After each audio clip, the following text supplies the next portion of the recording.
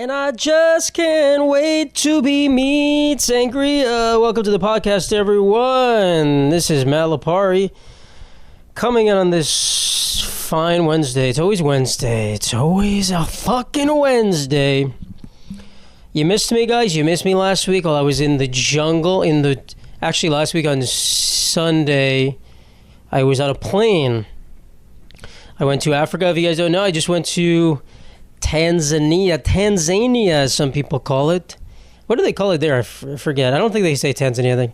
Tanzania, maybe? Tanzania. What a great time. What a fun time. A lot of this podcast is going to be talking about that. Just bragging about how cool. I see an elephant. I bought an elephant and a giraffe statue over there.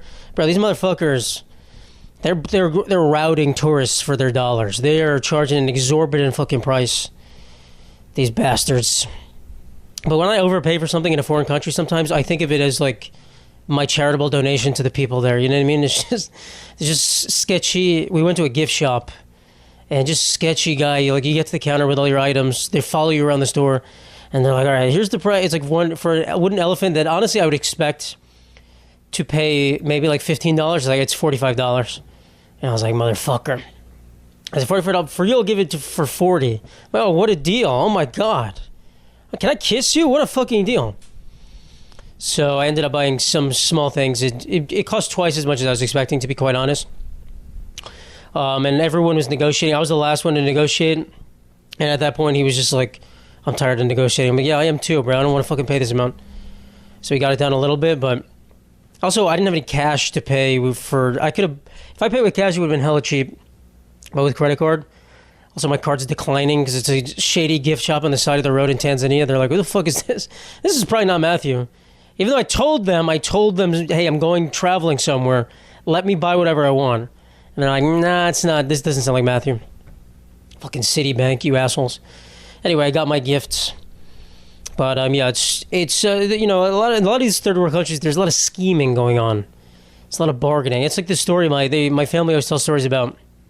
When they came over from Italy like 100 years ago and they would go into stores and just start bargaining for stuff. It's like, no, you can't go to Macy's and be like, hey, how about let's do half the price? They don't do that. Mr. Macy does not swing like that. So that's like a culture shock, but they're like everything, you haggle. And my brother walked out. He was like, I think my brother's bad at negotiating because he was going to buy one thing, I forget. He thought it was going to be $5, and the guy was like, it's $25. And so he's like, obviously when you negotiate, you go lower and then you meet in the middle. But like, you can't go too low or else you insult them, I think. Or they're just like, no, I'm not even willing to go up. So he was like, all right, I'll give you $5 for that. And the guy was like, no. And they just walked out. I'm like, all right, good negotiating, bro. I'm not saying I did good negotiating, but I was like, bro, what the fuck are you doing? You can't just be like, all right, I'll give you $0. If that's how it works, I want $100 for that. I'll give you $0. Okay, how about 50? That's what is this? That's not how anything works. You gotta I don't know. It's annoying though. It's fucking scheming is just annoying. Just tell me the price, and if it's good, I don't want to buy it or not. Give me a deal. Give me a buy one get one deal. I mean, they look good. I wish I had it right next to here. My elephant and my giraffe. They're kind of big, but I don't. I should have bought a lion. I don't know why. I think at the time we went to the gift shop, I hadn't seen a lot of the animals. I'm not going to buy a wooden statue of an animal I haven't seen. We saw elephants and giraffes at that point. It's like an elephant giraffe, and if I need more, I'll get one later. And then there was an airport gift shop, and I remember my brother came back. He was like bragging in my face, like, guess how much I got all these things for? And every single one of me and my friends were like $20, and he's like, no, $40, but it's still way better than what you paid. I'm like, yeah, okay. Fuck you, bro. Anyway, I'm still jet lagged. I got off my flight a couple days ago, and then I went to sleep 8 p.m. that day, which is not good. Woke up at 4 a.m. And yesterday I drank a Celsius, which, if you don't know, I don't drink coffee. I drink no caffeine ever. I just drink water. I drank a Celsius at night to get me over till like 12 p.m. I'm like, I have to make incremental gains. I have to undo the jet lag. So I think I'm good now. I went to sleep at 12 yesterday. I knocked out. And I was sleeping for like 10 hours. I was groggy when I woke up at 9:30. So we'll see. I think we'll be good. But yeah, it takes a while. And the flights, dude, each way there and back is 20 hours of flying. 20 to 25 hours. You had a 12-hour flight. The flight there is a 12-hour flight, and then we have a 9-hour layover in Ethiopia, which they gave us a hotel for. This is very nice. I've never had an airline just be like, hey, here's a hotel for you to sleep in for a couple hours. And it's great. So I went to this Ethiopian hotel, and I laid there, and I was laying in the room trying to go to sleep because I was really tired, and I couldn't sleep, number one, because I have these malaria pills that I've been taking, and they make me nauseous as shit. I still have to take them for like 3 or 4 more days. Make me fucking nauseous. It feels like I have heartburn all the time. Also, in the beginning, they were giving me night terror. So I was trying to nap, and I woke up once, and it felt like dogs were attacking me. I was like, Ethiopian dogs. And then also twice, I was just laying in the room. Someone walks into my room, like the maid would open the door, and I'd be like, hello? And she'd be like, oh. And then literally an hour later, I'm trying to go to sleep as the dogs are attacking me. She opens the door again. I'm like, hey, what the fuck are you coming in this room for? I was getting suspicious. Like, it's a brand new room. You don't have to clean it. It's a brand new room we just got. Trying to steal my shit, lady? What the fuck? So that was kind of questionable. And yeah, I don't know. But I slept for maybe, I remember 15 minutes, and then I woke up to the night terrors and just laid there reading a book. And my brother and my friend went on a city tour of Ethiopia. Addis Ababa is the city. And I was like, I probably should have just done that instead. That was a stupid move on my part, but I was really tired. It is what it is, though, guys. It is what it is. Yeah, the flights are just annoying. The first flight, I read an entire book. I'll get to the book right after this. I read like 70% of an 1,000-page book, 12 hours straight. But there's a fucking kid in front of me. I had bad luck with kids on these flights. There was a kid directly in front of me who was such a misbehavior, and his mom would not discipline him properly. This kid was just screaming. I forgot what he said. I think I wrote it down. He was like, I think he was coloring at one point. There's 12 hours of this kid. And I wasn't trying to sleep, thank God. It was like a 11 a.m. flight, so I was reading, but this motherfucker, he was like, I forget, he was like drawing with something maybe, and at one point he just screamed, he's like, I want markers instead! I want markers! He had like colored pencils or something. I want markers! It's just a little, I don't know if he was African. He was a black kid. I don't know. We're going to Ethiopia, so I guess maybe, and the mom would like discipline him like every 20 minutes. Maybe she'd be like, shut up. But it's just 20 minutes of him just screaming, and she'd be like, hey, knock it off. And he's like, I don't respect your authority. Fuck you, mom. Fuck you, mom. It was so annoying. And then at one point he was like tossing things in the air. He threw a paper that just landed on my brother and I. Then we threw it back. I don't know, man. I don't even remember seeing him. I think he probably would have been different than I was assuming, but you create the idea of a monster in your head. You construct this beast, and then you see him as just a little kid. I think he was too old to be behaving that way, but I'm not sure. I forget what I was saying, but he was a fucking loud. I mean, I was always complimented by people on how well behaved me and my siblings were as kids, and I'm not sure why. I mean, I'm not like a loud, unruly person. I think it has to do with how much your dad yells at you. I'm gonna be quite honest. So my dad would really yell at us. I was never beaten by my parents, but like certainly screamed at a lot. And I would say, would I say I'm scared of my dad? No. Well, no, I'm not, of course. But Dad, put the gun away. Don't point at me, please.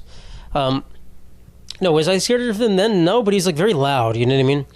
And I think that like is very intense. You don't want to be yelled at in public. It's embarrassing. This kid, I couldn't see if they were traveling with a dad, so maybe there's no dad in their life, and explains a whole lot. But on the flight back, there was another kid who he had an African dad. And this kid was so cute. He was well behaved. His dad was still yelling at him. He'd be playing like a little game, and he'd be like, yippee! And his dad was like, stop that right now! And I was like, hey, yo, chill. It's like, this kid is so vibrant for how much his dad is being intense. It was like a strict African dad. And then he was so cute at the end of the flight. He was like, that was so much fun, Daddy. I'm so excited to go on another plane. That was so much fun. And I was like, oh, that's so cute compared to Marker Kid. Fucking, give me markers! Give me the fucking markers! And holding up a Michaels, give me the fucking markers! Where's the fuck? Give me the fucking paintbrushes! Hold up! What a guy. Future art store thief, not because of his race, because he wants markers. Tread very close there. And then there was another kid. On the flight back, he was on the tunnel to the plane, and he was like 15. No, he wasn't 15. That's crazy. He was like 12. Maybe he was a little old. He was getting a little too close to the age. where you can't be throwing a tantrum. He was throwing a tantrum. And his parents seemed done with it. And I think my friend told me that he sat next to him on the plane, or like close, and the kid wasn't throwing a tantrum, but he said the kid's dad was going through ringtones on his phone for the entire flight, and he had no headphones. He was just playing ringtones on his phone for 14 hours. I was like, what the fuck is going on these planes? The hell is going on? And we had a flight. The flight back, it was 14 hours total, but we did 7 hours to Rome. From Ethiopia, 7 hours to Rome, and then we stayed in Rome. We didn't get off the plane. We stayed on the plane. They changed the crew. They refueled, and then we took off again. I've never had that happen. We just stayed like 2 hours in Rome just sitting there. And of course, my brother made a classic dad joke. I find him turning it. I need to get him back on here to make fun of him for turning into a dad. But he goes, hey, we stopped in Rome. We didn't get no pizza, no pasta. What the fuck is it? We stopped in Rome. We didn't. The worst stop in Rome ever. I ain't getting no sauce. What the fuck? No mozzarella. They don't bring it on the plane. So I was like, bro, come on. Let's elevate our comedy a little bit. We don't make those jokes here. We make fun of people that say that. But it was still weird. I'm like, why are we doing this? And my mom, I remember she's like, did you give me the right flight? It says it's going to Rome. I'm like, Mom, please. Mom, we're enlightened people. I don't know if you knew that part of the vacation, but we are Italians, and we're going to go to Rome. When in Rome, do what the Romans do, which is sit on the tarmac and do nothing for 2 hours while you try to sleep. And I barely slept on that flight. Obviously not, because I went to sleep at 8 p.m. that day, but it was still fine. I was reading. I would read, and then I would fall asleep, and most uncomfortable seat ever. And I'd wake up because the Ethiopian guy in the aisle kept trying to go piss, kept getting out. I had to wait for the bathroom for like 20 minutes because the motherfucker was giving birth in there. I don't know. I don't know what's happening. When someone stays in the bathroom too long in a plane, you start to get suspicious. Is that only just me? I'm like, what is he, lighting his shoe on fire? Someone check him. Get a camera in there. Someone fucking check this guy. You're not allowed to poop. You're not allowed to fucking poop in this plane. You need to come out every 2 seconds. Be, hey, I'm good. I'm still doing it. Fucking shoe bomber. Yeah, it was kind of rough. The plane rides are rough, and I think the longest plane ride I could take continuously is to Australia, which is so long. That's not even a fun one to look on the map. Like when you see the flight map and you go like, oh, we're over Turkey right now. Australia, you're just over water the entire time. Like, oh, we're over this patch. It's just long. But I didn't watch any movies, which is crazy. I usually am a big movie watcher on planes. I've become enlightened by reading. I got my Kindle, bro. I was flying through that Kindle. Beep, beep, beep. That motherfucker has so much battery life. It was great. It was great. I started reading my Kindle on the subway, too. Just putting it in my backpack. And it's so much better than just sitting there with your phone. It's really great. Hopefully some girl comes up to me and she's like, oh, my God, you read? Oh, my God. I knew you were, like, super funny, but, like, that's crazy that you read. Also, can you have my children? Just have my children real quick. And she hands me her kids. No, she doesn't want me to have sex with her. She just wants to give me her children. Because I'm such a warm-hearted individual. Such a smart, kind, rich, amazing man. Anyway, that's my fantasy. Tough. Yeah, being in Africa... Well, let me talk about the book I was reading. I started reading, if you don't know, I'm a fantasy reader. And I'm done buying books. I have my Kindle. I'm no longer buying books. But I started reading this series, which is... It's like Game of Thrones, where the last book has been in the works for like 20 years, and everyone at this point is like, bro, this guy's never writing this book. There's no way this guy's finishing this book. And I was like, you know what? Everyone says this series is really good. They say it's worth reading even if you don't get to the last book. And I was like, okay, it's called the Kingkiller Chronicles by Patrick Rothfuss, who, if you look him up, he's a guy with a giant beard, which is a requirement for writing fantasy. You have to be fat and you have to have a giant beard. And the first book is called The Name of the Wind, and the second one is called The Wise Man's Fear. I'm on the second one. I read The Name of the Wind. I read 70% of it on the plane. I read that whole book in a day, which is crazy. You should never read a 1,000-page book in a day. But the night before I read it, then on the train ride there I read it. And so I had high hopes because everyone's like, this is one of the greatest modern works of fantasy. People say this is a great saga. And, it's good. I mean, it's not bad. But it was underwhelming and overrated for sure. And so I started the second book. I'm like, is it going to get better? I think the thing I realized is that this is a whole story they're trying to tell. And so far I'm like 70% in the second book. I'm like, bro, there's no way we're going to get even remotely close so that one more book would finish this story. There's no way. And I think that's probably why the guy's not finishing it. Which is probably why George R.R. Martin's not finishing Game of Thrones, where it's like, I fucking told everyone it's going to be 3 books and I can't do this shit. I'm already rich. I can't do it. I don't know what to do. I'm just going to die. I'm just going to fucking die. I'll just die and then someone else will finish it. So hopefully that'll happen. But like when you wait, I think he published the last one in 2011, you know, that's a while. It's fun to like go on Reddit and you're like, when is the next book coming out?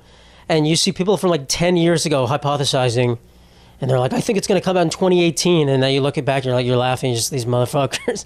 They were giving it like a long-term projection. They were like, it's 2011 today. Probably 2018 is like the longest we can expect. Not a chance. Not even a peep of remotely when this book could come out. So, you know, it's tough because like you read these books now and let's say he does release it in like 10 years. I would have to reread the book. I don't know what's happening anymore.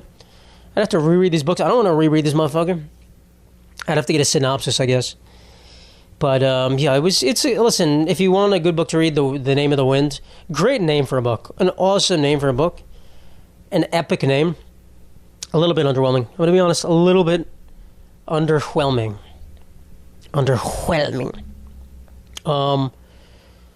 Books where they have those kind of names, The Blank of the Blank.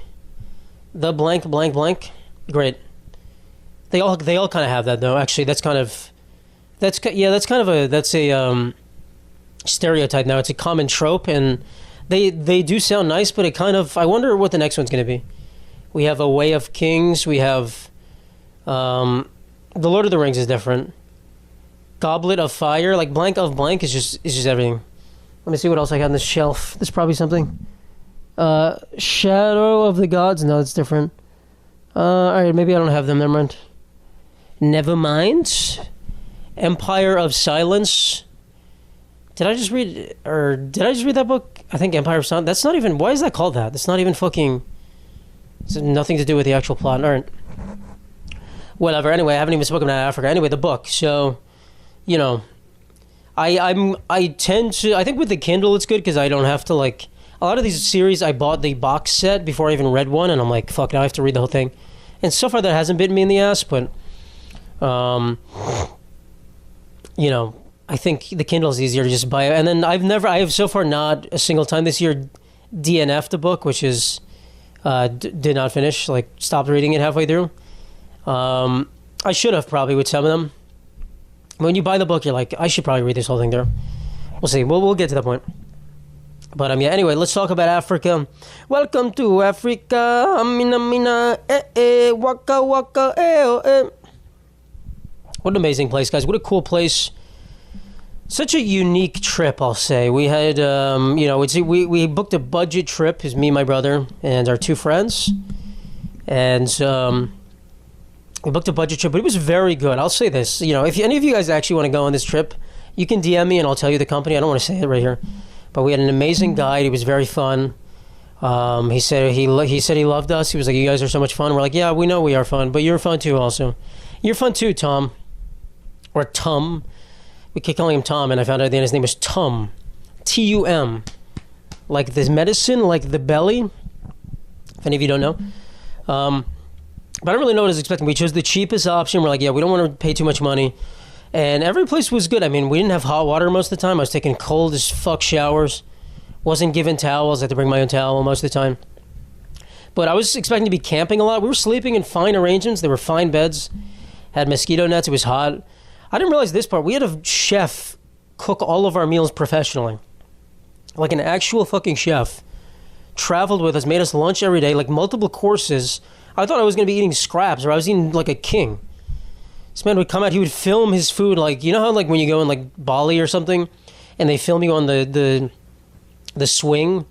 You guys have to see this video to know what I'm talking about. They film you on the swing, and they were like, that's how he'd come out and film his food. You'd be like, choo, choo, choo, choo. We have roasted potatoes with salmon, with chicken, coconut curry, with... I'm like, yo, chill. So, you know, as the days progressed, he would feed us so much that we'd be like, bro, I can't eat three full meals a day. I can't do that. I'm not built for that, guys. Especially when the whole day consists of us sitting in a safari car taking pictures. Like, it's not like I'm working out that much. So I'm not really burning that many calories. But that was crazy. We had a whole chef, and the food was really good. He was a very good chef, you know. There's some doubts of how clean the kitchens were at some of these places, because he would travel with us, and then at all these places, he would use their kitchen to cook, which is I think that's what the situation is over there. Like everyone kind of has their own chef they travel with, but some of these places I'm like, bro, they ain't cleaning motherfucking shit out here. Luckily, I didn't get sick. One of our friends got sick. I think it was from the water, and at the end of the trip, he was pretty fucked up. He was skipping dinner every day, sitting on the toilet, shitting his brains out, sleeping a lot. And it could have been from the water. It could have also, I don't think it was food poisoning, because then I think we all would have been sick. But it could have been, you're not supposed to drink the water there. We all had bottled water. But I would, there were some close calls where I'd rinse my mouth out and be like, oh, I forgot. But they kept saying, hey, don't drink the water. They kept saying that. And then also he would make like salads for us. They would have like fruit. He'd make like salad, and it's like, okay, what'd you use to wash the vegetables? Water? Here's this fresh, uncooked salad. I'm like, I'll eat it, but, I'm not supposed to drink the water. What the fuck? A bowl of water that you just shook off. Kept calling it saladine, too. Here's some saladine. I was like, what? Saladine? I'm like, I don't think that's right. I don't know what saladine is, but it sounds like a emperor or something. Saladine. But it's good. The food is very good. So I have no complaints with the food. Why is my mouth... The second I started talking about salad, my mouth started getting like flashbacks. It's like I'm choking on a piece of lettuce right now. Extremely bizarre. Yeah, they had some great... The one problem sometimes was that he would cook us lunch in the morning, and then we'd bring it on a safari, and if we ate too late, it wouldn't be piping hot as I would want it to be, like lukewarm, and I'll eat it, but it's like I don't really want to keep eating this lukewarm food, So that was tough. And our chef was also so bad at time. He'd be like, dinner's ready at 8, and then it's like 9. He's like, all right, it's coming. We're like, what the fuck? Motherfucker, you got us. Every day we do that. But he was consistent in how bad he was with time, so it was perfect. Anyway, the food was great. I think he was cooking us like traditional Tanzanian food. It was very good. A lot of it's very close to South American food, which probably makes sense because I think the slaves probably took their cuisine and brought it to South America and heavily influenced what was going on down there. So I don't really think rice and beans is a European thing. It's definitely not. And, like an Aztec thing maybe or something, but the Africans influence a lot, and they had good rice and beans, a lot of other stuff. Desserts were kind of meh. The desserts were actually the worst thing he made. Kind of but I wasn't really expecting, what are you going to make, a cake? Going to bake some cool shit? So it was good. It was very good. That part of the trip, very nice. And we ate at one restaurant the last day. Like, most of the food was catered by the tour company we used. We ate at one restaurant the last day in town, and that was pretty good too. It was like I had a whole fried fish in coconut sauce. Pretty good. And it was fucking cheap as shit, dude. It was like $8 for me. It was like 2 beers and a whole fish was less than $10. I was like, Jesus Christ, fucking balling out here, dude. That's crazy. Love going to third world countries and getting cheap shit. That's crazy. But anyway, the safari, dude, you see so many animals. I don't know if you guys have ever been to national parks in the United States. I've been to a lot. I've been to Yellowstone. I've been to Yosemite. Been to like Grand Canyon. I've been to a lot. You'll see animals when you go, but they're like few and far between. Like you go to Yellowstone, you'll see bison, you'll see a couple other things. You're not guaranteed to see like bears, wolves, and stuff. They're there, but you don't see them. When you go to Africa, guys, you see everything. I think it's because there's just nowhere for the animals to hide. There's like plains. There's just you see everything all the time. There's like you could drive in Yellowstone and buy a bear, and if it's like 30 feet away, you wouldn't see it because it's in the woods. Here, you drive by a lion 30 feet away, everyone sees it. Like, hey, there's a lion. So you see so much. I mean, the first day, we went to a smaller park, Tarangire National Park. And you see, we're taking pictures, like, oh my God, baboons, zebras, giraffes. And then by the end of the trip, we're like, is that a giraffe? Keep driving, bro. We don't want to see that shit. How many giraffes can I see? Come on, show me the good stuff. So it's a spoil of riches. There's so many beautifully colored, like, there's like these small little birds. Like, here we have like sparrows. There they have just like these little blue birds that are so cute. So nice to photograph, but they're everywhere. And you're like, oh my God, that's such a cool bird. And then you see a million, you're like, oh. A lot of cool animals, a lot of great cool animals. Wasn't a lot of bugs, actually. So I took the malaria pills. I'm still going to take them. I don't think I got a single mosquito bite. I have a bunch of bites on my hand right here. They don't itch. I don't think they're mosquitoes. I think they might be like ants or something. I have a bunch on my arms. But like as far as anything itching, I have nothing. And I didn't notice there being a lot of mosquitoes. I slept in a mosquito net every night. There was actually one night where I was going to sleep, and I think my mosquito net, I fucked it up. And I kept, like, I was about to fall asleep. This is the worst night. I was about to fall asleep. I was like, ah. And then just a mosquito would, like, buzz at me. He was like, ah, wake up, wake up. Hey, motherfucker, wake up. You thought you could sleep in front of me? Ah, give me your blood, bitch. and I would like try to kill him. I'd be like, okay, and I would slap myself, and then I got a headache. I was giving myself a concussion in the middle of the night. It's like you ever see the movie Mousetrap, where they try to kill a mouse, and they end up just fucking everything up and like hurting themselves?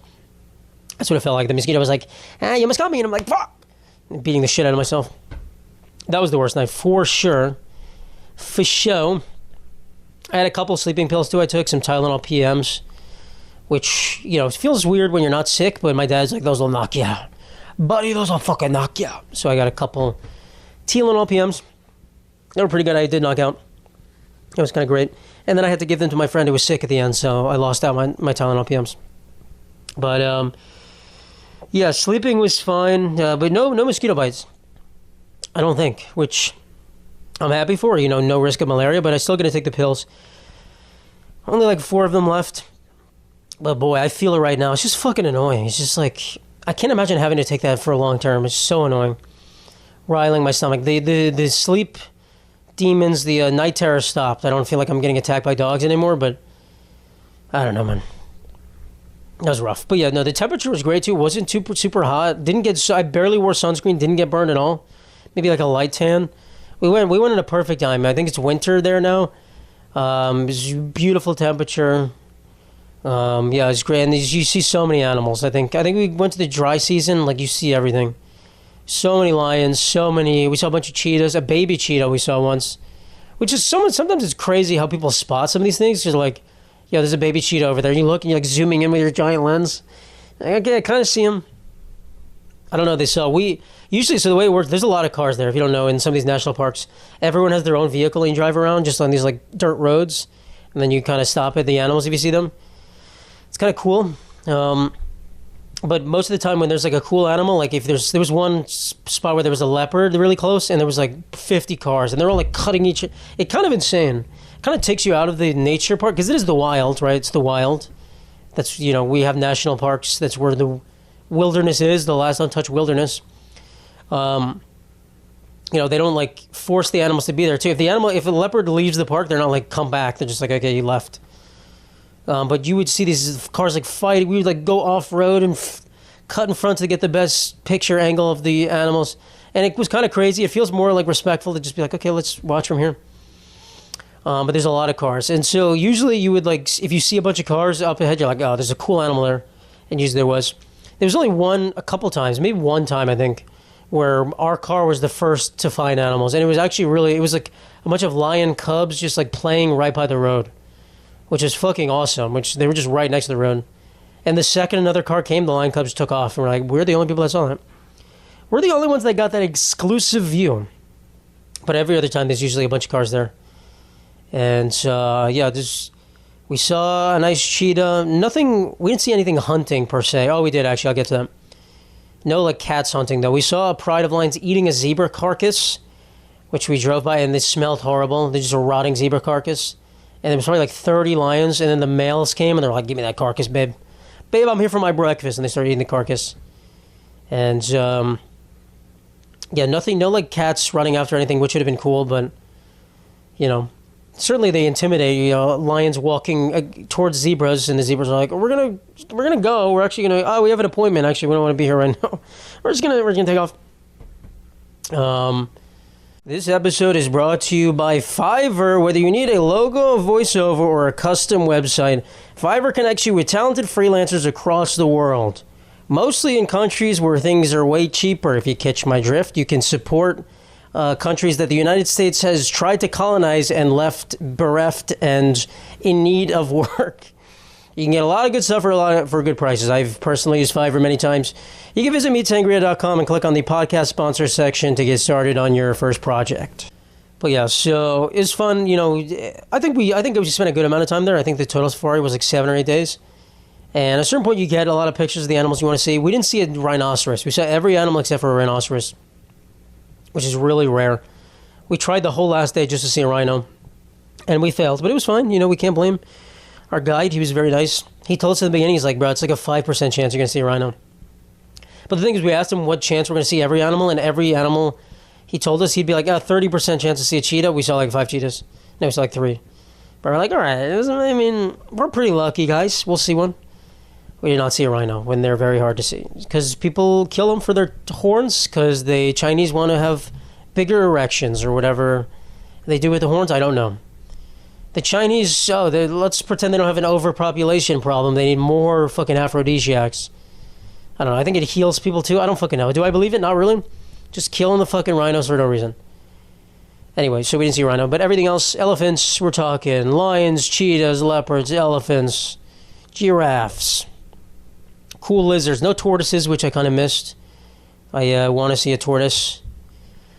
But, what else? So we went in the park for a while, and, you take pictures. If you don't have a camera, by the way, guys, these trips are way less exciting. You just see an animal, and you go, oh, that's cool. When I'm with the camera, I'm like, fucking, I gotta get this amazing shot.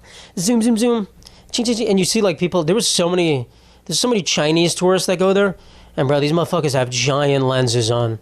They got fucking Hubble telescopes, and they're like, I'm like, bro, and I looked up how much these lenses cost. They're over $2,000 for just, I have a 300 millimeter lens, which, I think the regular one maybe goes to 100, like the standard like camera lens. 300 millimeters, way more zoom. And they have like a 500 millimeter one, which is like, and I'm like, okay, is it worth the 300 millimeter one is like, I bought it on Amazon or eBay for like $90. And so, is it worth it? Even the used ones are like over $1,000. So the difference between maybe I'm getting like, maybe let's say I can see something 100 feet away in somewhat of a detail, then maybe with a 500 one, maybe I see something 200 feet away. Is it worth an extra $1,000 for me? Not really. But I think about it. If I can find one really cheap, I think about it. Because you do get those nice, like, crisp, perfect photos. As a prestigious, I was a photographer for about 3 years. I did an amazing work photographing. So it was really cool. And then most days we just go around and, like, see animals and take pictures of them. But then one day we went to see the migration. The great migration of wildebeest across a river. They migrate north. Every year they migrate north, they come back. And along the way they have to cross giant-ass rivers where a giant percent of them drown and or get eaten by crocodiles. And it's not guaranteed. This was the part of the trip we were iffy about because they're like, it's not guaranteed to see the migration. Sometimes the wildebeest stay by the side of the river and they don't ever cross for days. We heard people saying, they're like, we've been there for 2 days, we haven't seen any migration. They wait there for hours, they see nothing. So we're like, oh shit. But we get there and we're like, yeah, they're gathering on the shore. We asked our guys, like 90% chance they're going to cross. We're like, fuck yeah. Yeah, hella lucky. We get there, we wait for like 2 hours, we're sitting right by the river. It's kind of crazy. Like we're on one side of the river, they're on the other side of the river, crossing to our side, which I didn't realize and then when they get to your side, they just are running, sprinting through cars, stampeding through everyone's vehicles and like going around. You're like, Jesus Christ, you can't get out of your car, bro. They would fucking ram you. I was like, fuck, I have to pee. My brother pissed in a beer can. We were drinking beers in the car. I was like, fuck, I'm just gonna wait to piss. I have to conserve my water. Anyway, we waited for that for like 2 hours. We're like, shit, they're moving to the right. We gotta get into a new position. Fuck. And then it takes. Apparently, wildebeest are extremely stupid. They're like retarded animals, so they have no like intelligent mind. There's no like a leader that's like, let's cross here. They just keep going back and forth until one of them like accidentally goes across the river, and the rest of them are like, oh, we should go. We gotta go. So we're kind of just waiting. And out of the corner of my eye, I saw wildebeest crossing from our side to the other side. And I was like, what the fuck is this? Why are they going the opposite direction? And then I think the other ones saw them doing that. And they're like, oh, let's get in the river, huh, guys? And it's it's like a war zone. First, when we get to the river, it's strewn with bodies. I took one picture. There's like 10 wildebeest bodies just drowned in the river. You see their legs sticking up. It fucking looks like a battlefield. There's vultures on some of them eating their meat. There's like giant vultures circling everywhere. It's like insane. There's crocodiles in the shore. We were like looking for crocodiles, and then we found one that was right in front of us the whole time. We're like, what the fuck? Motherfucker's right there. But you'll see the wildebeest go, and they went in the deepest.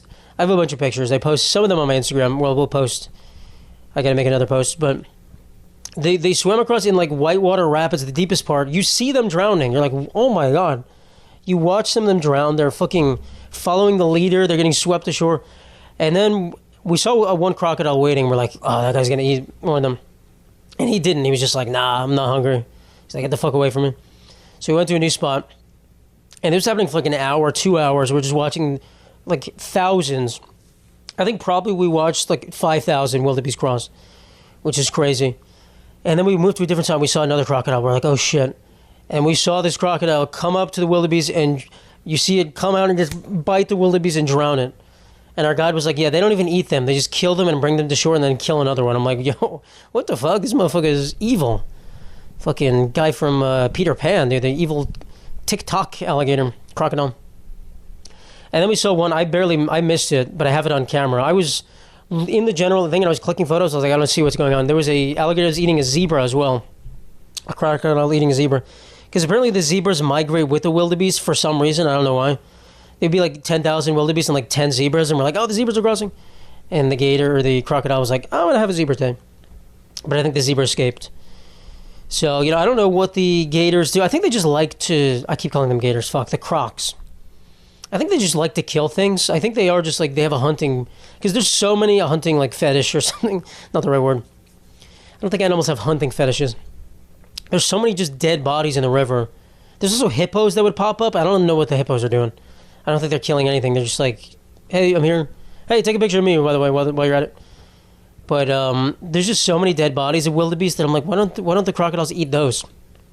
Like, nah, we gotta kill things. So I would bet, let's say I saw 1,000 wildebeest cross, probably 10 of them drowned at least. 10 drowned, like 3 got eaten by crocodiles. It was kind of crazy. It was really cool. And it's like a very unique situation, because you can go to anywhere else and like take pictures of animals, but this one, like, this is a fucking crossing that happens every year at this specific time. We went specifically because this was happening, and it was awesome. It was really cool. So, I can't say enough about it. If you've never been in a safari, it's really cool. I would recommend getting a camera, though, with a good zoom, or else you can have a hard time taking pictures. But yeah, it's not, it's expensive, but it's really not. What we did was really not that expensive relative. The flights, like, if you take out the flight part of it, flights are always expensive. You go to Africa, you go to Europe. It's, our flight was maybe, I think, I want to say like $1,200 or $1,300, somewhere between $1,200 and $1,400, I think. But once you get there, like, you can spend way more. You go to like a fancy European hotel, you're spending so much money. Here, all of our food's included, lodging, transportation, and I think it comes out to probably like maybe $200 to $250 a day, and that's, you're getting everything.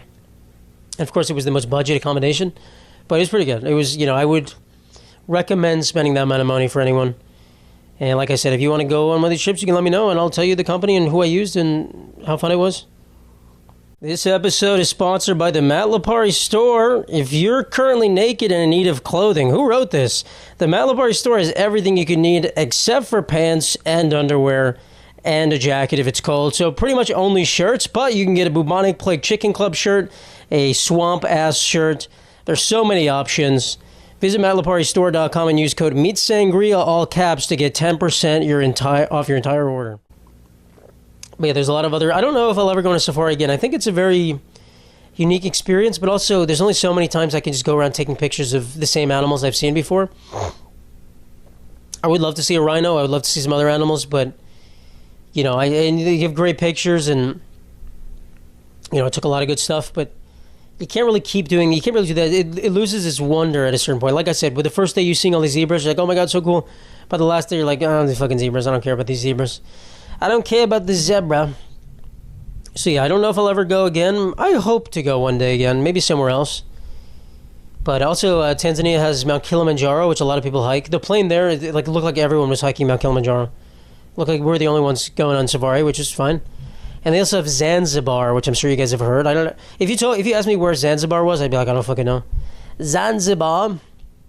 It's an island off the coast, and it's more for like honeymoon people. It's a unique little place. They always talk about the coast of Zanzibar. We didn't go, so maybe I'd go there for something. And I would actually want to go to Madagascar. That's a cool place to go. Madagascar, what a unique... Kind of reminds me of Australia. But yeah, there's a lot of places in Africa to go, and I probably wouldn't go to Tanzania again, even though I liked it. It's a great place. But, there's only so many years we have on this earth. And, go somewhere else. But very fun time. Had a great time. I detoxed from my phone, didn't use my phone at all. Actually, there's one point I turned it on, and I had no cell service or Wi-Fi, so it was fine, I had Wi-Fi. Because after this gift shop, remember I talked about where they were fucking exorbitantly charging. I gave my friend didn't have his credit card to pay. I was like, you can buy with mine and pay me back. And then I didn't know where he was. I'm like, bro, where's my credit card? He just left it sitting on their machine. Like, they had a credit card, but he just left it sitting. I'm like, bro, what the fuck is wrong with you? Why did you leave my credit card there? So I was worried because I went to pay for it again. It declined. And I was like, okay, is that because they already charged me for it? So I paid with my other credit card, but then I checked. And so they didn't charge me again. So I was like, okay, I don't know what happened. But also, what the fuck? I give you my credit card to pay, you just leave it on the table in front of these sketchy fucking people. The hell is wrong with you? How about you think? How about you fucking think for a second? You fucking think for a second. Sorry, I'm in a Tony Soprano intimidation mood. Imitation on intimidation. He does intimidate. Carmela, how about you think for a fucking second? I've never seen an episode. I have never seen a single episode of The Sopranos. I know everything that happens in the show. I know the entire plot. I know all the characters. Never seen an entire single episode in one sitting. Carmela, Meadow, Tony Jr. Is that even his name? Anthony, you motherfucker. Silvio. Yeah, but, so my credit card. Anyway, what was I talking about? Africa. Anything else worth noting? Oh, yeah, detoxing for your phone, it's great. And not having your phone, my pocket, I didn't even bring my wallet. I brought a little, zipper pouch. I put my passport, my cash, my stuff, just threw it in my backpack. Don't even look at it. Don't even need to look at it. It was a good time. Detoxing is good. Just not having your phone, just being in the moment. Just taking a step back from all the... Because honestly, I think we use our phones too much. Obviously, I'm not trying to get philosophical here. I'm not trying to be like, guys, we're all so interconnected. It's time we take a step back to become more connected. Oh, fuck. The malaria pill.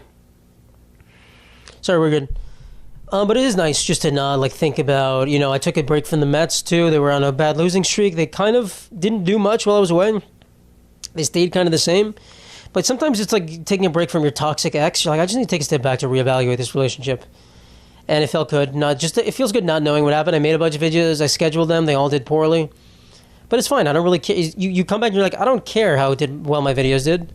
I don't care how many views I get. You know what I mean? It is what it is. So it's nice to do that. I think I should do it more often. But it's hard to do it when you're in society. I can't... When I'm on safari, I'm spending the whole day looking at animals and stuff. I don't need my phone. When I'm at home, I kind of need my phone for stuff. And also, there's really no one. I told everyone I needed to tell. I told, hey, I'm not going to answer my phone for the next week. But there's probably people that messaged me and I didn't get back to them. And they were like, what the fuck's happening? Guys, I was on safari. I don't know what to tell you. I don't need to talk to you. You're not that important. I don't need to talk to you. Yeah, so it's cool. And, I can't recommend it enough to detox on your phone, but it's a luxury. Not all of us have, if you run a business or something, you can't really do that. You can maybe detox in the sense, I'm not going to go on my phone for any reason besides answering messages or whatever, which my brother was doing kind of because he has an Airbnb and people are staying and checking in and, whatever. We also have pretty questionable Wi-Fi most places, so it's not even worth it. You're in the middle of nowhere, Also, I don't want to spend... I don't want to spend $12 a day. That's what my travel pass by Verizon costs, for something I don't even care about using. So I'm not going to do that. But yeah, it was great. It was great. And like I said, our guide was really fun. Great guy. They speak good English there. I mean, it's not great, a lot of them, but he spoke good enough English to talk to us most of the time, and we had good conversations. There's one thing he said. First of all, I want to mention there was a Minneapolis church shooting this morning. Rest in peace. As far as I know, a bunch of children were killed, which is... just crazy. I'm not going to say I get when you're like a evil shooter guy and you shoot up your old office because you used to work there and you hate your boss. I don't know what scenario I just made in my mind. But you're going to church to shoot kids, bro? That's fucking crazy. It's a horrible thing. And rest in peace. Kids are so innocent and so just they don't have any they're not evil, right? Kids turn into evil people, but the kid itself, they're molded into evil people. Just shooting kids is just horrible. I don't know if that was a target. I don't want to look it up because it's depressing. But anyway, it brings me to a point about gun violence. The two friends my brother and I went with, they're from Brazil. And we're talking to our tour guide. And he really believed that he thought America was literally one of the most dangerous places. That's what he thought. He was insinuating, there was one conversation we were having, I forget the context, but he was talking about Brazil. He was like, yeah, He's like, how does it feel living in America? Like, because it's so much less safe compared to Brazil. And my friend was like, no, you're so wrong. Like, America's way more safe than Brazil. It's like not even close. And he was like in awe. He was like, oh my God, like, what the fuck? I thought, because you hear about all these shootings, I guess. In Africa, you hear about America, like all these mass shootings and stuff. I think that's what you end up thinking is going on every day. Like, you just walk out inside your house and there's just guns blazing. You walk outside your house, there's a guy with a Gatling gun, just like, I'm going to kill these people. I'm just going to just killing people. Have, go to McDonald's. So he genuinely was like, oh my God, that's like, he was genuinely like, had like a culture realization. And, I'm sure this shooting doesn't help. People hear that. But I didn't realize that a lot of people think America's genuinely dangerous to come to. They think that this is genuinely like a scary, which, some parts are. But guys, if you go to a third world country and you're in the fucking random middle of nowhere town, as a tourist, bro, especially like if I go to Africa, I'm in the middle of nowhere town as a white guy. Our tour guide said, hey, during the day, you're safe. The country's very strict about like, being good to tourists because it's a very big part of revenue, tax revenue and stuff. But at nighttime, he's like, bro, people, as long as people don't see what they're doing, they'll rob you in 2 seconds without even thinking. And I'm like, yeah, that makes sense. Some of these places, they'll fucking kill you and leave you in the street. So, there's scary places. I tend to think America's way more civilized than that. And there's some really bad neighborhoods, but like, that is the minority. Not talking about minorities. I'm talking about there's a small fraction. Most big cities, you can walk around at night. Maybe you should be a little wary, but they're safe. You don't have to worry about like dying in the street. And I think he genuinely thought that America was scary. And I think when you live here and you don't have contact with a lot of people that live elsewhere, you don't really know what other people think of Americans. Of course, people think we're stupid. They think a whole lot of stuff, think we're fat. But you don't know some of the more intricate stereotypes, like America's dangerous and all this stuff. And it's eye-opening to think about that. So, I think a lot of people like make... I've said this before, but the people who like call Americans stupid, in my mind, it's always like Europeans who haven't been to America, number one, and they just kind of stay in their own country. The more well-traveled you are, the less against any other country you become, I think, when you meet people from those places. It tends to be the most racist, bigoted, and like anti, what is that called? Xenophobic people. I was gonna say Zionist for some reason. Fucking Z or X, they're both two fancy words. Xenophobic, fucking alien word. You tend to be more of those things when you're less educated, less traveled, and when you in your mind you can like turn these people into these vicious enemies because you haven't met them. You can, if I had never been to Africa, you'd be like, oh, these tribes, vicious tribes. And, I forgot to talk about one story, actually. And, when you go there, you're like, oh, these people are really nice. They're very... In my mind, actually, I didn't think they were vicious tribesmen at all. I think, in my mind, stereotypically, Africans are very nice people. Like, overly nice to a point where it's kind of too polite. They're very well-behaved, very strict, very, like, conservative in the sense that, like religion is very important. That's kind of what I got there. Our guide was, a very nice guy. He was a very, like, Christian believed kind of guy. It's nothing, is there anything wrong with that? Not necessarily. It's not very progressive, but they're very good people and hardworking, and, it's wonderful. It's a wonderful culture, truly.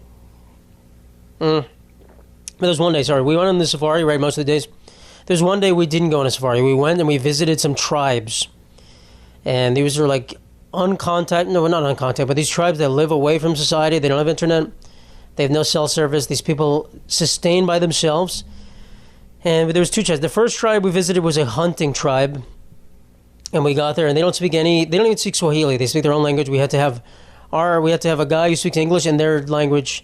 It was like interpreting from Swahili to there to blah, blah, blah. And we went hunting with them. I remember he was telling us about going hunting with him. I was like, all right, we're not going to catch anything. We're just going to walk around the woods and pretend. We went hunting with them. And these motherfuckers they had bow and arrows. They shoot with bow and arrows. They showed us each arrow. They kill baboons. I asked them, like, what's their favorite food? He's like, baboons. They love eating baboons. I'm like, all right, I don't know if I can really want to go hunting for baboon. To be clear, I would have eaten baboon if they gave it to me, if they tried it. But we went hunting, and all we caught was small birds. But they were like, we went and he was like aiming an arrow, his giant bow and arrow into this tree. And I was like, he's not going to kill anything. He shoots, and it's as if he's just killing like small little like songbirds with a fucking arrow. He's just shooting them, and he's like, oh, here you go. He gives them to us. We're walking off like 2 hours, giving us bird carcasses. Like, here you go, let's go. Doesn't speak English. Let's go. My friend was sticking dead birds into his belt just to hold them for when we got back. And just like we caught like 4 birds, 4 of these like small ass birds. We got back. I'm just holding it for like 10 minutes because it fell. My friend had to go pee, and he's like, oh shit, the birds fell out of my belt. So we got these dead birds. I'm like, oh, I feel bad. I'm like caressing him, like, sorry, little buddy. But you know, they ate. I thought they were gonna feed them. They had these like hunting dogs. I'm like, they're gonna feed them to dogs. No, they roasted the birds over a fire. They had a campfire. They're roasting these birds, and then I'm like, okay, they're eating them. Like the tribe is eating them. It's good. It's not going to waste. They tap us. They're like, here's some bushmeat bird. And I'm like, oh fuck. I mean, I ate it. Guys, I want to be clear. I ate these birds. They were cooked well. It wasn't like they were raw. They were kind of suspicious. They tasted like duck. If you ever want to know what a songbird in a tree, like a cardinal in a tree, it just tastes like duck. It's pretty good. It wasn't bad. A nice charred piece of duck over the fire. But it was like such a small. I'm like, why are you killing these birds? Such a small amount of meat. You kill this whole bird, it's just like not even this microphone size worth of meat. Like maybe just small little fillets. They just gave us a piece of meat. And you know, I didn't really want to eat bush meat, but it wasn't bad. It didn't really have salt, just a charred piece of bird. We all ate it. We all tried it. Probably should have made a video like, hey guys, I'm in the bush eating fucking birds, but I don't really want to make videos when I'm on vacation, I'm gonna be honest. Vacation and work are separate, guys. We don't mix. We don't intermingle. No interracial, that kind of thing, eh?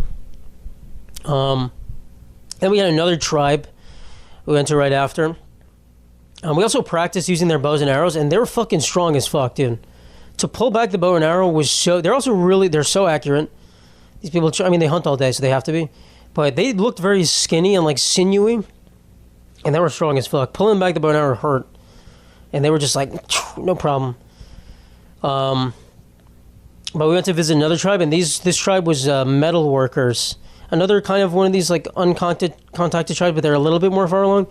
And they would like melt metal in like a forge and like turn it into stuff.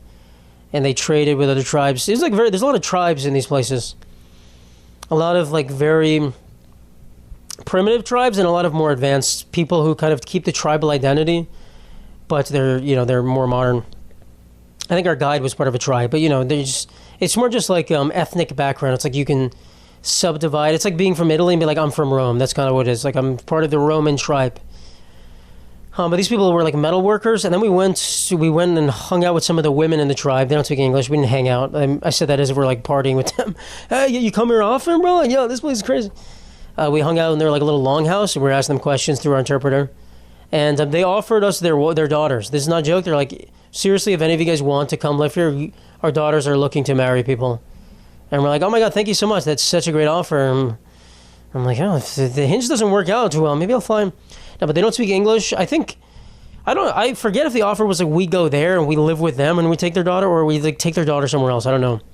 But kind of in their culture, it's not really about falling in love. It's more just like, hey, you want a kid? And they kept saying like people would go on tours there and they would offer to they would like sponsor one of the people of the tribe to go to school and leave the tribe.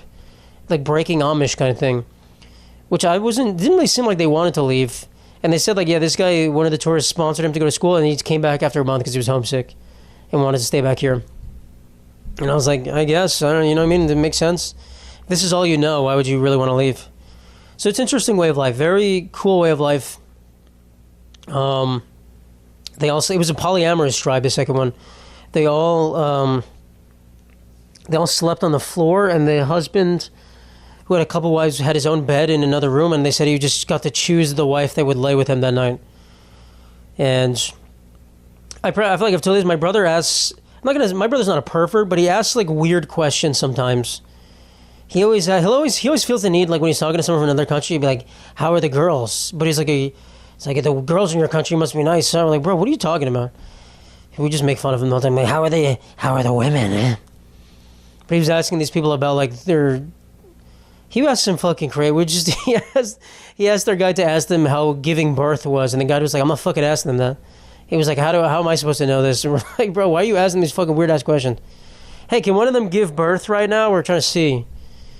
He was asking about the husband choosing the wife. We're like, bro, can you stop being a fucking weirdo asking these goddamn questions? the hell's wrong with you? I mean, some of them are interesting questions, but also like, there's a fine. I think I tend to ask too few questions, and he tends to ask way too many like weird questions. The perfect question asker is in the middle between us, as I've said before. But anyway, the tribes are really cool, and yeah, it's nice to see some of the culture between the animals. You see the animals, and there's another tribe called the Maasai, which is spam coal. There's another tribe called the Maasai, which was really big. It was probably the biggest in the area. And they have these like cool, I have a blanket there that's a Maasai blanket.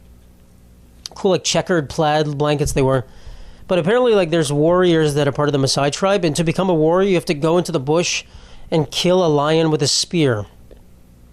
That's a thing. And I was like, what the fuck? That seems very, you have to have so many lions to be able to do that. It seems unsustainable. I think there's just not as many warriors as I was thinking, but yeah, they're like, oh, that's a Maasai warrior. And you go and you hunt a lion with a fucking spear, which is crazy. I didn't see any of them wearing lion skins. I'm assuming they're not lying to me and that's real, but it's kind of crazy. So there's a lot of like I said, there's a lot of like very primitive tribes and there's a lot of like more advanced tribes. And there's one picture we saw of like the breakdown of all the tribes in the country, and there's so many tribes. It's like now over 120, I think. And they all speak their own language. A lot of them do. It's crazy. Quite interesting. They do keep their identity very. They're good at like maintaining their. Whatever am I saying, guys? I don't even know. How much time have I been doing this? I don't remember. I forgot what time I started, and that might be kind of important. All right, whatever. Let's see. Where's my list? Sorry, guys. Sorry, I haven't done a podcast in a while. I don't know.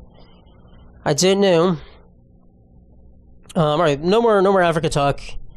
Sorry, I missed an episode, guys. May have to happen again if I go on vacation again, but it's fine. It's nice to take a little break. It's always better to release something you have things to talk about instead of forcing yourself to make an episode, and you're like, oh, let's talk about taxes today. Let's talk about Alan Dershowitz and taxes. Keeping in the animal theme, I saw this before. There's rabbits that have freak horn protrusions growing on them in America, I believe. Let me look this up.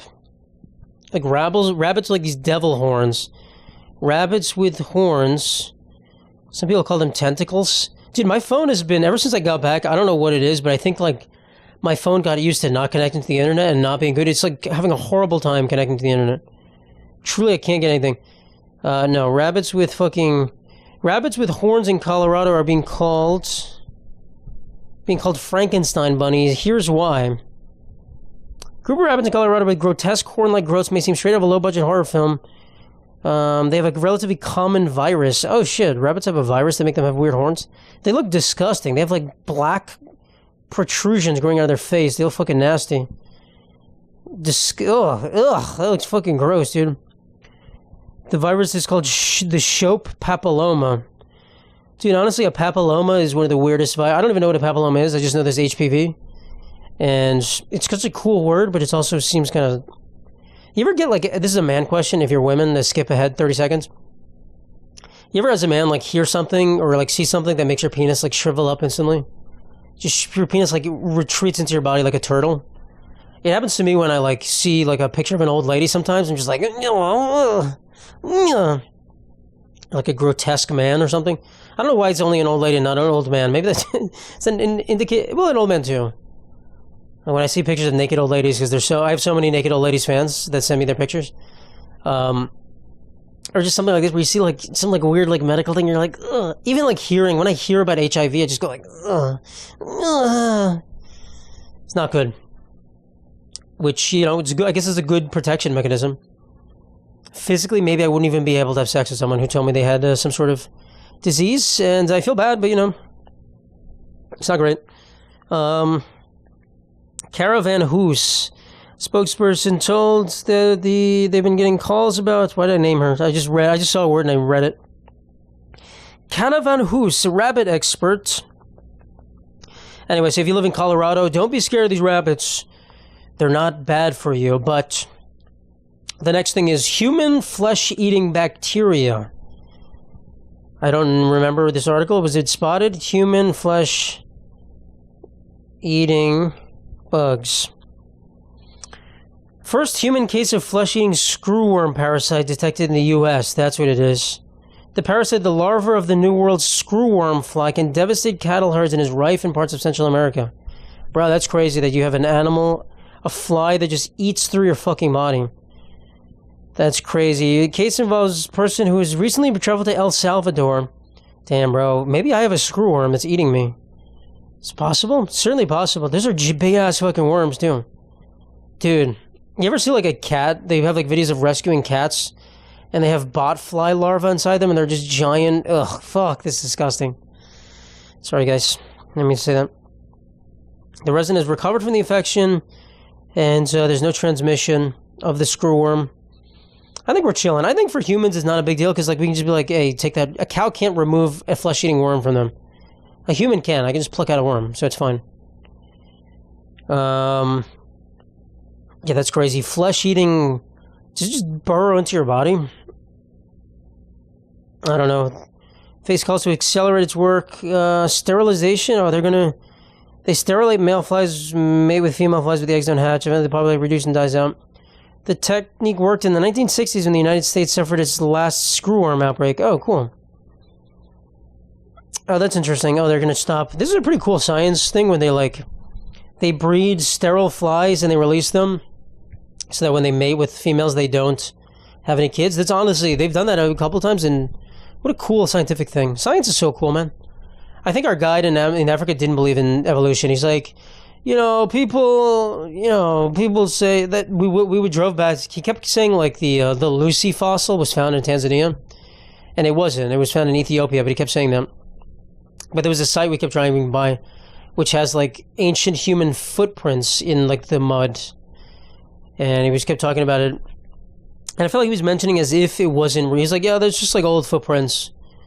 Like, and then he would say like he said the Garden of Eden was in one of the places we went. He's like, people believe the Garden of Eden is in this crater. And I'm like, oh, I mean, I don't really know if I believe you, but, it's cool. It's a beautiful place, could be the Garden of Eden. I don't really think it is, Borowski. Pal. But, it's hard to be, and it's also like a scientific man. He's an animal, like, we'll call him expert. It's interesting when, like, someone who's super religious and also, like, somewhat of a scientific man, like, has to rationalize between evolution and the Bible. I wonder how they kind of combine those two. But, I've never really seen it in practice, but I feel like someone has managed it.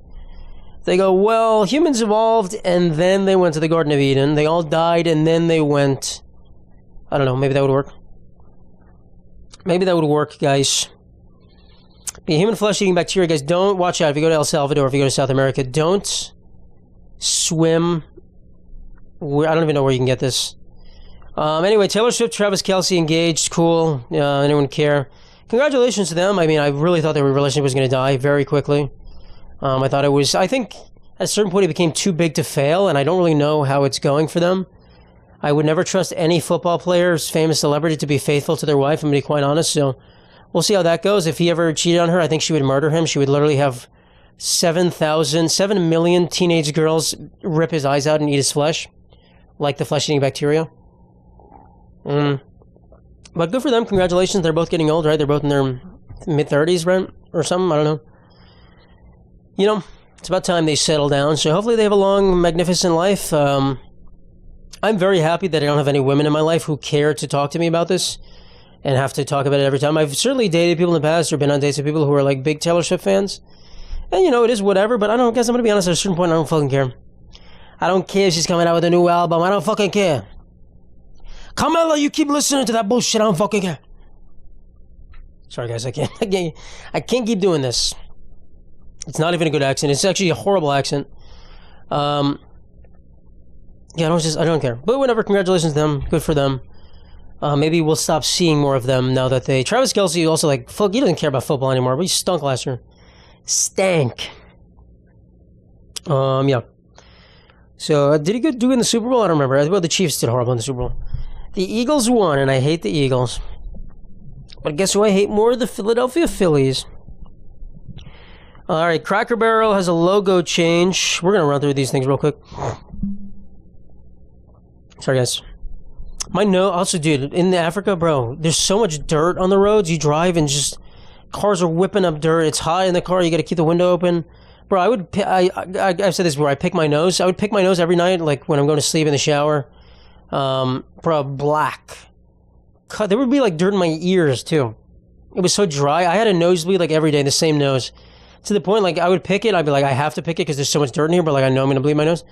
To the point where, like, I think I fucked up my nose so much that the second we landed in New York, when I got back, my nose just started bleeding out of the blue. And people were just like, yo, oh my God, here's tissues, here's the thing. I was like, thank you guys so much. I appreciate it. Thank you, people.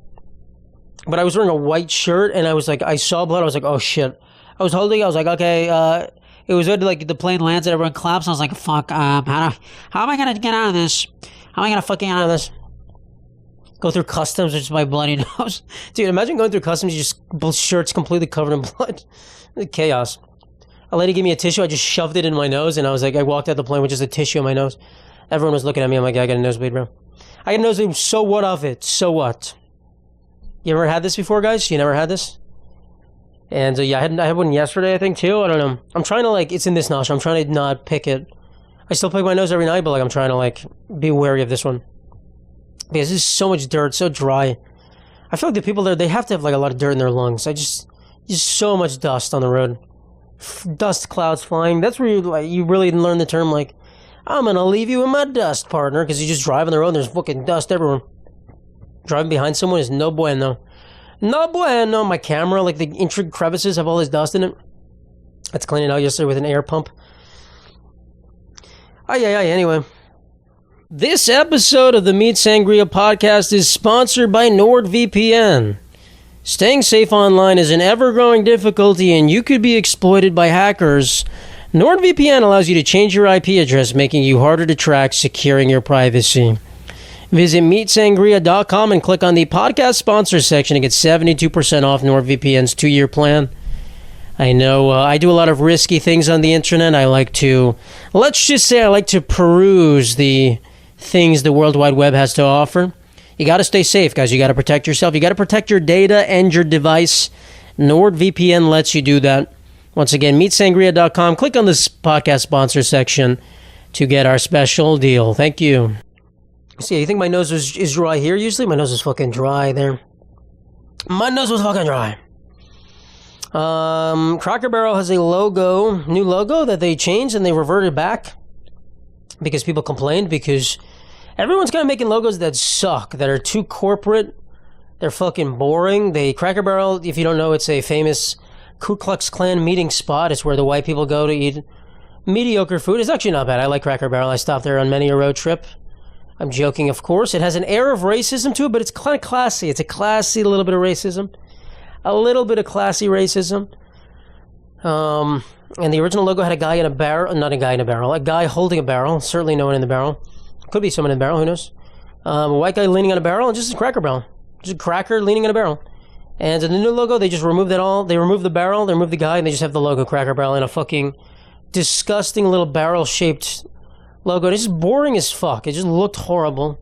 Just lame, uninspired, and the company's got a lot of backlash, and they're like, hey guys, sorry, we will actually revert to the old logo. We made a mistake. And everyone's like, thanks, Cracker Barrel. We knew you would be the ones for justice. If we can't trust Cracker Barrel to be the moral guidance in our life, who can we trust? Certainly not Donald Trump or Matt Lipari. So they changed the logo back. I mean, it's just boring, and there's all these people saying, companies are making their logos more boring. They're making their buildings more boring because it's for real estate, right? If you sell a McDonald's location, maybe someone could move into the new, like when the building looks more modern, it's kind of generic. You don't have to knock the building down. Someone can just move in their existing business to that location. But when you have the fun McDonald's building with the arches and stuff, you can't really put a new business there. So people are saying that. And it makes sense. It's just like everything's just about the bottom line now. This country's just about making a dollar, and it kind of sucks, I'm going to be honest. It's very uninspiring. I think there's going to be a shift at a certain point. We kind of go in waves where, everything turns to like companies making a dollar. So at that point, when a company comes along and they don't care about making money and they're really fun and everything's cool, then everyone's going to be like, I want to go to that company because they're really cool. So it goes in waves, it happens. I'm sure McDonald's will start releasing locations that are really fun at some point again. But it's kind of just like depressing when you see this kind of stuff. So, I'm sure the corporate bigwigs, the shareholders at Cracker Barrel were like, we need a new logo. We need this place to be more modern. And it kind of sucks. It fucking sucks. It's lame. And, yeah, I think I'm a big fan of, like, old logos. When you have, like, an old logo that works, why would you change it? Why are you going to modernize it? That's why I like baseball logos so much, because some of them have been around for, most logos probably not that long, but the Yankees logo's been around for probably 100 years in different forms, at least 100 years, right? They changed it minutely a little bit. But that's a classic logo. Some of these logos look so good. The Mets logo's been around since the 60s, right? Even like some of the typography they use, they all look so classy and great. And some of these new logos, the teams just like basketball logos, some of them are good, some of them just like don't hit. They're just too modern, and it's just like, like the Memphis Grizzlies, like, bro, okay, it's a bear, it's cool, but like, I don't know, it kind of just looks like an esports logo sometimes, you kind of should have like some class to you. We like classy. We like people who are classy. So, yeah, it's just, it's just sad. It's just sad. But, it's the way of the world, the way the earth, the way the cookie crumbles, as they say. Speaking of cookies, Crumbl Cookie co-founder comes out as gay, which is surprising to no one who has eaten one of those damn homosexual cookies, one of those colorful motherfuckers. You gotta be kind of fruity to come up with those, I'm gonna be honest. To come up with a 1,000 calorie vat of sugar. I don't know anything about the CEO. Apparently, he like posts stuff on social media, or co-founder, another CEO. Whatever, I don't fucking know this guy. Everyone's like, yeah, we knew he was gay the whole time, which is, I think he's a Mormon, so maybe he's like trying to come out and to fend off the Mormon church, you gotta be a wealthy man. So he waited till he had, $100 million in the bank, and now he said, I'm gay, what are you gonna do about it? I'm gay, and my cookies are fucking even more gayer than I am. They're the most gay thing about me, these goddamn cookies. You making a Benson Boone collab cookie, you're kind of gay. You're kind of a little bit homosexual, but it's fine. It's fine. The cookies are hit or miss. I haven't had Crumbl in like 2 years at this point, and I don't really want to. There's one I told this story, I think I told this like a few episodes ago, where I walk by it a lot, and I always see tourists there, and you think like, why are they not eating in New York places? But for a lot of them, this is their first time to America. Crumbl cookies is an American thing. They're all getting these fucking cookies. They're getting these big-ass cookies. And some of them are good, some of them are fine, but, bro, the calories. The fucking calories, guys. Guys, if I had Crumbl cookie in this apartment, I eat really well. I eat really clean, usually. If I had Crumbl cookies in these apartment, bro, I'd fucking devour. It would not be safe. I would cut it up into corners, and I'd be like, oh, I'm only having a corner, and I'd end up eating like 2 whole cookies the whole day. 2,000 fucking calories of cookies. So, it's risky. Sometimes I do want to try them. I'm like, I want to try the Olivia Rodrigo cookie. I'm like, fuck, man, is that going to make me gay? Like the co-founder trying this Olivia Rodrigo cookie? No. But it could. Maybe it could. That'd be amazing if someone found out you can make people gay by giving them some sort of... This is like pseudoscience that like some of the Christians... The water's turning them gay. The water makes the frogs gay. That could be true, but it's not, because you guys are stupid. But it could be true. Could be true. Could be true, but no, cookies are not turning people gay. Congratulations to this man for coming out. He missed Pride Month. He's gonna have to, dude. I would imagine the CEO of Crumbl Cookies, if he's trying to lay down some of that sugar during Pride Month, he can get some action. He can, bro. That is the trouble with being gay, right? You can get action left and right, day and night, but when it comes down to settling down, men are few and far between.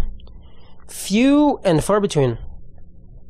Oh, speaking of Benson Boone, I keep seeing commercials with him with Google Maps, and I'm like, bro, what the fuck? What the fuck is this kind of collab?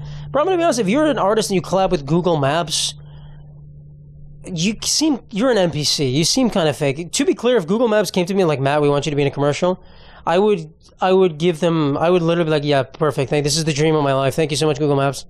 That is so amazing. But until that day happens, I'm gonna make fun of everyone doing a Google Maps collab. I don't even know what the collab was. Just Benson Boone. It's Benson Boone x Google Maps. What if I go to if I put Benson Boone's house in my location? Does it give me like a song of his? What is? I don't even understand. I don't understand how Benson Boone could possibly collab with Google Maps. It makes no sense. You're gonna replace stop signs with his fucking face? I don't know. I don't want to look it up because I'm just gonna make shit up. I have no clue. I don't know how Benson Boone is perverted into our lives. He's permeated into the fabric of our lives. Like glue. He's just in there. To be fair, though, I did see him singing a cover of an Adele song. He was fucking killing it, bro. The man is very talented. Musically, Lyrically, I think people have trouble with some of his lyrics, but musically, the man has got some pipes. The man has got some pipes, and I think, is he a Mormon? He's some sort of like one of those things, right? I saw someone posting like a Benson Boone VIP thing, and it was like a picture of his abs, and I'm like, bro, I don't not that I hate Benson Boone, but I hate when famous people are like playing this religious aspect, or like football players like, I believe in God, or whatever. God, trust me. Well, how'd you win this game? God always has me. And you find out they're like flying out hose on the side. It's like, bro, you gotta pick one, dude. God does not want you. If you're really that devout of a Christian, God doesn't want you flying out these hose, bro. God doesn't want you, Mormon Benson Boone, fucking people backstage, whatever you're doing. I don't know what you're doing. But I just hate hypocrisy, you know what I mean? If you want to be a rock star and live that rock star lifestyle and live like fucking Keith Richards or whatever, go for it. Is that a fulfilling lifestyle? Probably not, but go for it. Don't pretend you're some like pious man, so... that's one problem I would have with Benson Boone if I knew anything about his life, but I will refuse to look anything up. He's probably not even Mormon. I think I just made that up. What if Benson Boone was the gay Crumbl cookie co-founder? That would make a lot more sense. That would make a whole lot of sense. I don't think he is. Benson Boone. I haven't thought about Benson Boone. I feel like I matched with someone who told me they were scared of Benson Boone, and I was like, someone once told me I look like Benson Boone. They were like, Fuck. I forgot when that happened. Alright, we'll talk about Donald Trump and then we'll end. Dude, people keep showing pics of Donald Trump's hand, like bloating. I felt like I missed this when I was on vacation. Donald Trump hands, and they're like, it's happening soon. He's gonna explode soon. Donald Trump seen with bruised right hand. I don't know what it could be from. It could be from like, let's see what the experts are saying. Spotted with bruising in his back of his right hand after covering the persistent marks with makeup and being spotted over the weekend with bruising in his left hand. Oh, he has bruising on both hands. Ooh, interesting. Smaller bruise on his left hand. Ooh, that's not good. That's not him beating the shit out of people. That's not punching. That's from some sort of like, I don't know, gout or something like maybe. I just made that up. Let's see. White House initially blamed the bruising on handshaking, echoing Trump, who gave Time the same reason for the apparent injury. It's from shaking hands with thousands of people? Bro, that's not true. The fact that they're lying is incorrect. White House released a letter from the president's physician saying that the bruising is consistent with minor soft tissue irritation from frequent handshaking and the use of aspirin. Okay. The letter revealed that Trump was diagnosed with chronic venous insufficiency. Okay, that would make sense. Yeah, that would make sense. Oh, he's probably fine. He's probably all good, dude. He does shake hands with people like a maniac. He's a vicious handshaker. Which, I don't know why they would call it bruising in the back of your hand, but, he is an 80-year-old man. So, what are you going to expect, bro? The man's going to be fucking having some problems. So, I tend to, people always see one thing, like, oh my God, he's going to die soon, he's going to die, oh my God. I'm going to be honest, I don't really want him to die. I don't actually want him to die right now. I'd rather he died at the end of his term, because then I think things shift more away from that power source. You know what I mean? I think if he dies right now, it gives too much time for for J.D. Vance to, come in and start doing some stuff. But yeah, it's crazy. So we'll see. Hopefully, or not hopefully. If he died, whatever. I don't really care. But I don't think he is. From this hand thing, I don't think he is. We'll see. But you never know. Yeah, it's nice to take a break from Donald Trump when I put my phone away. I don't think I asked our guide what he thought of Donald Trump. I don't know what the Tanzanian people do. Think of Donald Trump. I don't even know if they know who they are. I think there's a lot of stuff they had no clue about at all. Our guide kept asking us for action movie recommendations. He's like, I love action movies. So we gave him a bunch, and I don't think he knew most of them. He's like, I'm a big Tom Cruise fan, and then we would mention some Tom Cruise movies. Like, I don't even know that one. I don't think he was very good at using the internet. We told him about John Wick. We're like, bro, John Wick is the premier action movie of this time. I sent him an email. I was like, here's the action movies, bro. He's like, thank you so much. Thank you. He's not Japanese. Thank you so much. Konnichiwa. Thank you so much for the action movie. Yeah, thank you. I can't get their accent right. I can't get the Tanzanian accent right.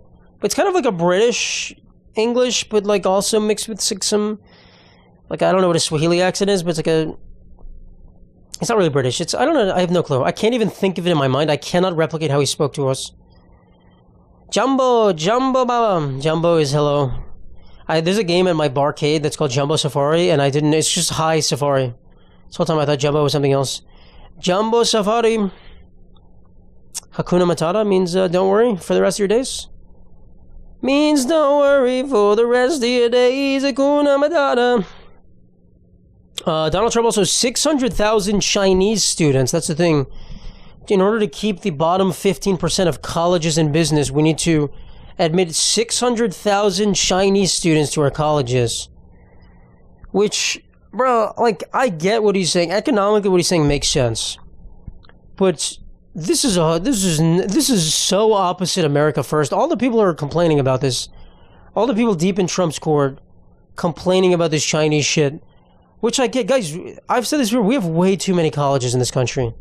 Not everyone needs to go to college. The fact that we have like University of Phoenix online, Purdue Online University, why does that college exist? That's fucking complete bullshit.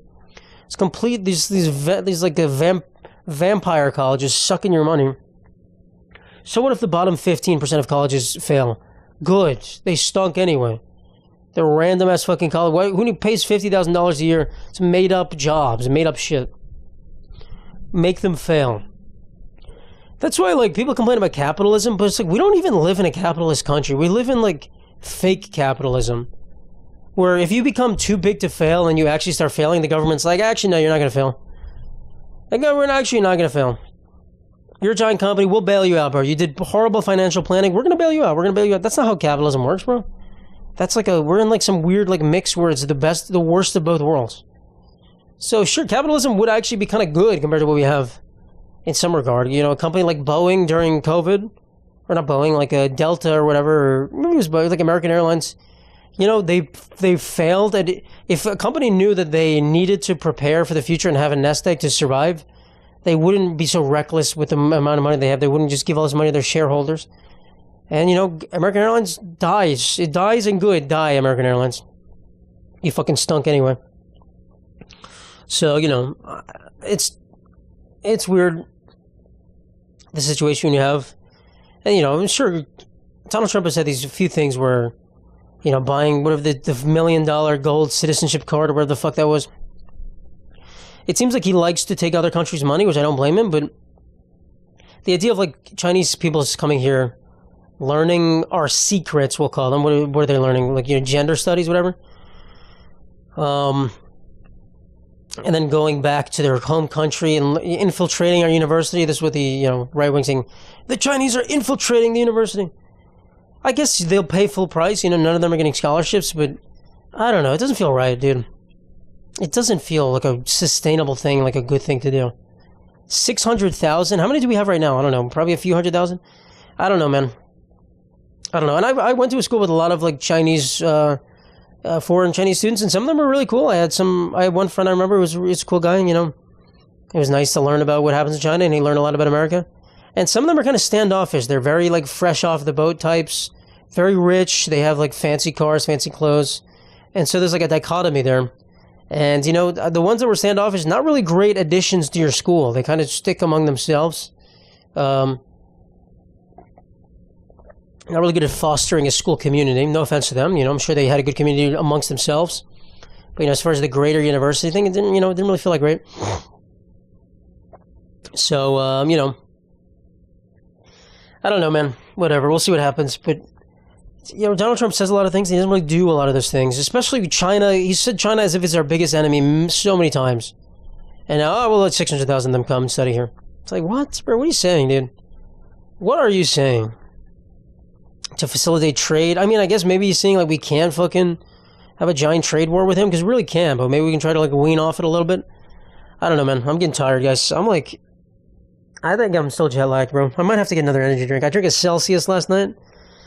Like I said, it gave me the energy, but the second that thing was over, bro, I fell the fuck to sleep, dude. The second the hours were up, whew, time to hit the sack, am I right? Time to hit the sack. Anyway, yeah, being in Africa also, like, as far as dating goes, you know, there's no women there. I remember I would see a woman in the safari park and be like, oh my god, a woman, oh my god. Oh my god, everyone act natural as a woman. You know, you kind of just, you know, you're sitting there, you're there for seeing animals. I'm not a fucking, like, crazy guy that's like, I need to jack off. But, The dating sphere is very pretty low right now. It's pretty, the scene is pretty neutral. So we'll see. I'm kind of like out of it a little bit. I don't know if I want to buy the premium version of the app again. I'm thinking about it. I don't know. Tough decisions, guys. Tough decisions. But it is what it is, guys. We always persevere. If you know one thing about Matt Lipari, that he perseveres and he will not give up. And I'm speaking, of course, of another Matt Lipari, the one who has my Instagram handle that I so desperately want, Matt Lipari, an old man who hunts. That's an inspiration. This guy right here, not very inspirational. He's wearing his safari shirt. Oh, I should have brought this with me. This safari shirt, it's kind of a nice, really the only purpose would be to wear this in a safari. Or in a Mexican orgy. Yeah, I'm slumping lower in my chair as the podcast goes on. This is kind of uncomfortable. Anyway, guys, thank you so much for watching. I appreciate it. Happy to be back here. Happy to have a new perspective on life after seeing beautiful animals in the wild. Thank you so much for watching. I keep forgetting to check if anyone has redeemed the last Save the Karameister house hat. If not, the code is Grandpa, all caps. Dude, is that? No, the code is birthday. Sorry, Grandpa was a while ago. Birthday for sure. I was like, there's no way it's Grandpa. That was like 3 months ago. That's crazy. The code is birthday. I'm assuming someone has, and I just haven't shipped it out, and that person is probably very mad at me. And I'm sorry, bro. Sorry, bud. I didn't mean it. But I'll check. I'll try to check after this. I'm not going to promise. And maybe I'll forget. Maybe I'll get lazy. But we'll see. Thank you guys so much. Appreciate it. Take care.